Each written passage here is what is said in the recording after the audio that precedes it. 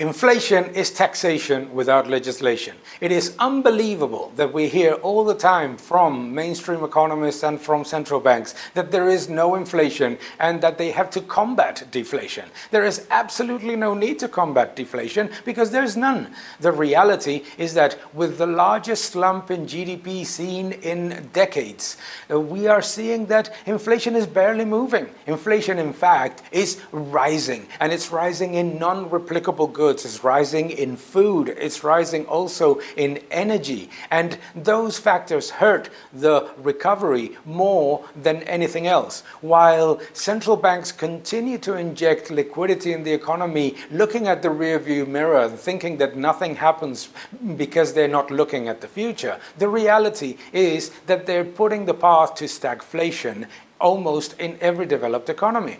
Inflation is not only rising faster than what CPI headlines show, it's also rising much faster for the least privileged part of the economy, for the 10% poorest citizens. And this is something that is going to make it even more difficult to grow and to improve the economy and to increase productivity in the next few years. This obsession with keeping inflation high is not helping the economy. Actually, the only thing that it's doing is massively increasing the perverse incentives that governments and central banks have to continue to try to inflate the problems out of the way. And they're not doing it.